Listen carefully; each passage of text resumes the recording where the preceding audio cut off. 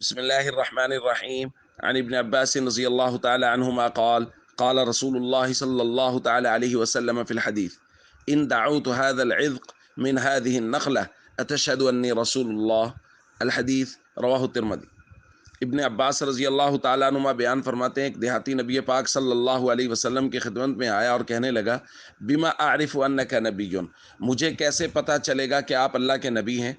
حضور علیہ الصلوۃ والسلام نے ارشاد فرمایا جو ہم نے آج پڑھا کہ اگر میں اس کھجور کے خوشے کو بلاؤں من هذه النخلہ، اس کھجور سے، تو کیا تم مان لو گے کہ میں اللہ کے رسول ہوں؟ تو ظاہر اس نے کہا جی ہاں۔ فدعاہ رسول اللہ صلی اللہ علیہ وسلم، تو حضور علیہ الصلوۃ والسلام نے اس کھجور کے خوشے کو بلایا۔ فجعل ینزل من النخلہ، اور وہ کھجور کا خوشہ کھجور سے اترنے لگا جیسے کوئی جانور کھجور سے اترتا ہے۔ حتی سقط الی النبی صلی اللہ علیہ وسلم، یہاں تک کہ حضور علیہ الصلوۃ والسلام کے سامنے گر گیا۔ ثم قال ارجع، حضور نے فرمایا اب واپس چلے جاؤ۔ فعاد، وہ واپس چلا گیا۔ فاسلم الاعرابی، تو دیہاتی مسلمان ہو گیا۔ ایک اور روایت میں ہے کہ حضور علیہ الصلوۃ والسلام کے سامنے ایک آدمی تھا، اس نے کہا میں کیسے جانوں کہ آپ اللہ کے رسول ہیں؟ تو حضور نے فرمایا وہ جو درخت ہے سامنے، اگر وہ آ کے گواہی دے دے تو مان لو گے؟ اس نے کہا جی ہاں۔ حضور علیہ الصلوۃ والسلام نے اس درخت کو بلایا، وہ درخت حضور کے سامنے آیا اور حضور علیہ الصلوۃ والسلام کے سامنے 3 مرتبہ کلمہ پڑھا، کلمہ شہادت، اور اس کے بعد وہ اپنی جگہ پر واپس چلا گیا۔